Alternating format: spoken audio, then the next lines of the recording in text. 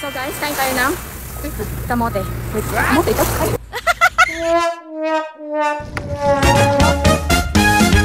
Magandang araw mga kalagahin vlogs. Ito nga po pala yung ganap kahapon. Bali alas 6 pasado pa nga lang ng umaga kahapon ay pumunta na kami sa Bulan. Pero bago kami magpatuloy sa aming biyahe ay eto dumaan muna kami sa AVD gas station. Bali na malengke nga pala kami ng mga lulutuin. Bali ang ruta nga pala namin kahapon ay sa Beata Beach and Sanctuary na located naman sa Santa Magdalena. Dito na lang pala kami nagpark sa tapat ng bakery. Tapos rumekta na kami sa palengke. Nang mga oras na yan ay yung ibang tindahan ay nagbubukas pa lamang. Hindi katulad dito sa may wet area na medyo marami ng tao at the same time ay mga open na ang tindahan. Bale dito sa unang pinuntahan namin na tindahan ay bumili kami ng paan ng manok tapos longganisa. Nagdagdag na din pala kami ng hotdog. Medyo pahinga muna pala kami sa karneng baboy dahil nitong mga nakarang araw ay sunod-sunod ang pag-uulam ng karneng baboy. Bumili na rin pala kami ng disposable glass, foil at disposable plate pandagdag doon sa natira namin nung nakaraan. 32 isa. Dalawa or isa?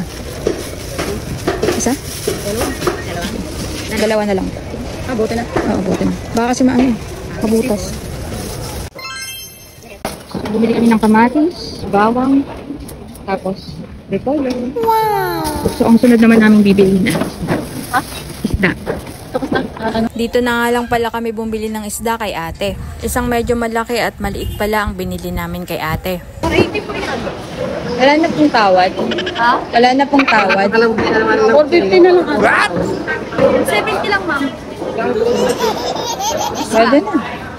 O diba, ang lupit tumawad ni Madam diretso sa puhunan. Char! At ang sunod naman naming binili ang saging at mais. Hindi pala namin ito lalagayin kundi parehas namin itong iihawin. Para naman maiba sa panlasa. Maiba din pala sa usapan ay wala palang siling labuyo. Medyo nahirapan kami ni Madam kahit sa ibang tindahan. At dahil hindi pa kami nag-aalmusal ay bumili muna kami ng mais kay nanay. Inayos na rin muna pala namin yung mga dala-dala namin dahil napakaraming plastic ang bitbit namin. Kung ang trip nga ni Madam ay mais almusal, ako naman ay tinapay. Hindi naman nagtagal pagkabili namin ng tinapay, eto, umuwi na rin kami. Masalamat na din pala kami dahil itong motor ang gamit namin at hindi kami naantala ng traffic. Pagdating nga namin dito sa shop ay eto, rekta na namin inayos yung mga dadalhin namin. Hindi kasi namin ito na-prepare nung gabi pa lamang, kaya eto, medyo nagagahol kami sa oras. Yung ibang pagkain pala at ibang ulam ay dito na niluto katulad ng longganisa, dito na prinito. Tapos yung paan ng manok ay pinakuluan na din.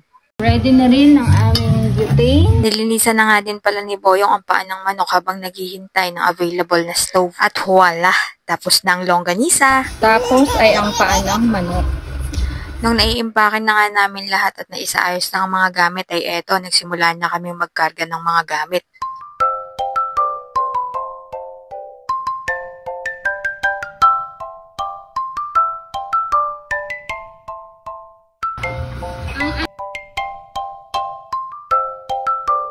Ayun nga at pasado alas 9 na kami nakaalis sa shop papuntang Santa Magdalena. Sa totoo lang yung moment na yun, grabe ang anto ko kaya lang hindi naman ako pwedeng matulog dahil kailangan kong kumuha ng ibang clips ng video. At eto nga umuusad ng oras, minuto at segundo kaya eto medyo malapit na rin kami. May iba din sa usapan, napakaganda pala ng panahon kahapon. Napakaaliwalas at napakalinaw din ng tubig ng dagat. At di nga nagtagal ay nakapasok na kami sa Beata Beach and Sanctuary. Halos kami lang din pala yung nandito kahapon. Kaya sakto, hindi tayo mahihirapan sa CR. First time nga lang din namin pala dito ni Madam kaya medyo nakaramdam kami ng excitement dahil sobrang cute ng mga cottages nila. Actually, pati yung place. Sobrang nakaka-relax dahil napapalibutan pa rin ng mga punong kahoy yung place. Base kay ate, itong pinuntahan namin ay ito po yung Beata Point. Tapos sa kabilang side ay meron silang villa. Tapos meron pang isa dito sa bandang unahan kaya lang nakalimutan ko na yung sinabi niya. So after namin magbayad guys, magbababa na kami ng gamit.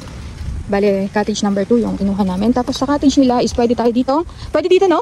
Tumambay. Yan. Para siyang ano ng spider. Tapos sa taas yan din. Kung gusto nyo matulog, magpahinga pag napagod, paglangoy or gusto mong magpahangin. Ayan. Ito yung kabuuan. Pagkatapos namin mag-avail ng cottage ay eto, binaba na rin namin yung mga gamit. Ang presyo nga po pala ng cottage ay 1,350. At all-in na yun. Ang ibig ko po sabihin sa all-in is kasama na yung mga entrance fee namin. Sa madaling salita ay hindi na kami nagbayad ng entrance fee. Para sa akin, sulit na yan dahil sa cottage po ay meron taas. Kung gusto nyong magpahinga, shower area. So meron silang 1, 2, 3, 4, 5. 5 showers. Ito yung mga bilisan nila. Ito yung CR.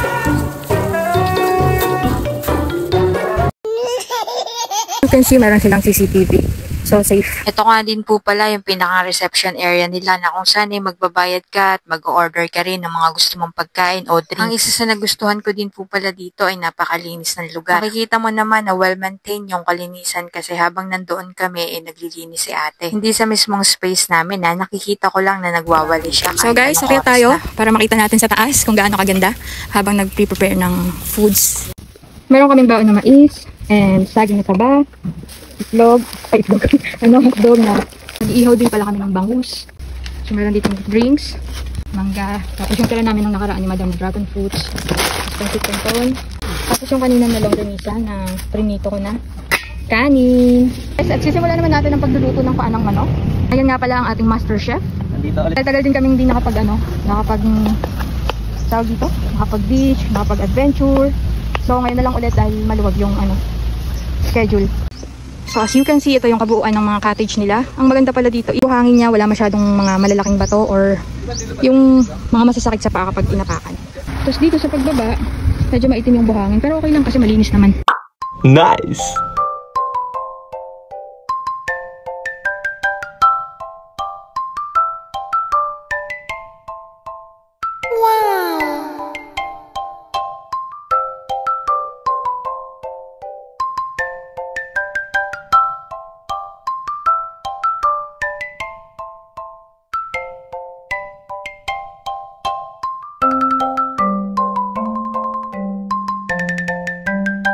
Tumulong na rin pala kami sa pagluluto ni Madam. Bali, ang ginawa na lang namin ay nag-ihaw kami ng hotdog, bangus, at ng buraw. Pare-parehas na kasing gutom dahil anong oras na rin yan.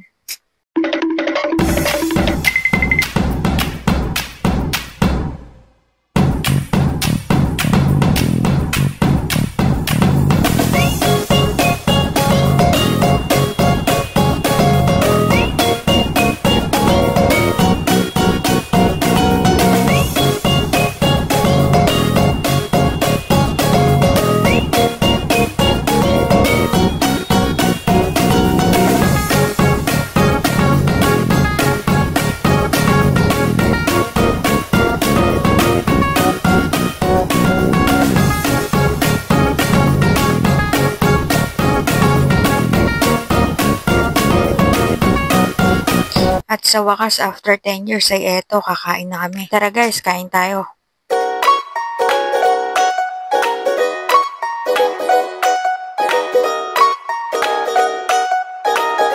At pagkatapos nga namin kumain, ay nag-photoshoot na kami. Taray, mga model girl. Ito nga po pala ang dahilan kung bakit dinala namin yung mga instruments na pang sorbet. O diba, san ka pa ikaw ng editor, ikaw pang director? Baka naman, Coco Martin, kabahan ka na. Char! Go!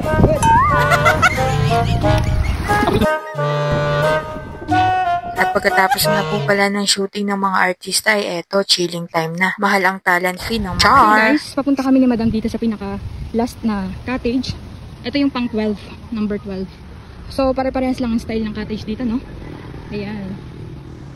Simula dyan, dito, doon, at doon. So ang inavail namin na cottage ay cottage number 2. Kasi sakto yan dun sa may sa may pinagpupastahan ng lifeguard. Nag-ihaw na nga rin pala kami ni Madam habang umiinom yung mga boys. Inihaw na mais at inihaw na saging nga po ito with butter. Sa puntong ito ng aking buhay ay napapraning na ako dahil ang pulikat ko ay napakatagal bago Buti mawala. Na nga lang at nandyan ang ating first aider. Sabi nga ni Puri kay hindi lifeguard kundi safeguard. Char! Let's go! Kayak to guys! Hello! I'm the kayak to guys. Nawalik ka man doon. Walang palang masa ni. Bali, pinaparentahan po pala nila yung kayak nila. 400 pesos na po pala ito for 30 minutes. Di mo si balik. Oh. Left, right. Wow.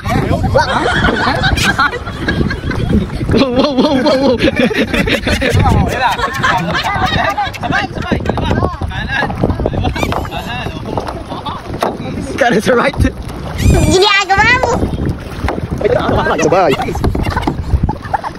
O diba, napakagagaling ng mga trainer namin. San ka pa? support na support. At kung nakaabot po kayo sa puntong ito ng aming video ay maraming salamat. At para naman sa mga bago pa lamang sa aming tahanan ay welcome po kayo. Kung kayo naman ay naghahanap na surveyor o maninilip ng lupa o may mga problema kayo sa usaping lupa ay pwede niyo po kaming tawagan, i-PM or i-text sa aming page o sa mga numero na nakapin sa aming page. So paano po, hanggang sa muli, abangan ang part 2. Sana masaya ang araw nyo at huwag kalimutang umiti. Bye-bye! Huwag kalimutang mag-like, share, comment, and follow!